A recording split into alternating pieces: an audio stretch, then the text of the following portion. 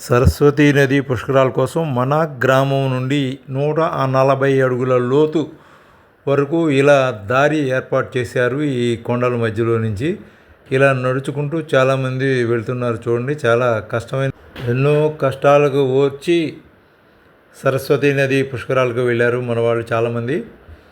ఆ దృశ్యాలు మీకోసం.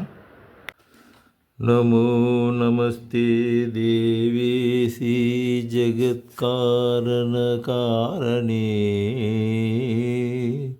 శంఖచక్రగదాహస్తే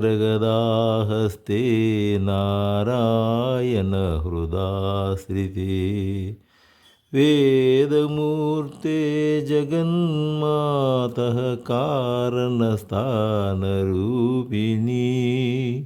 వేదత్రయ ప్రమాణంగ్నే సర్వదేవనుతే శివే.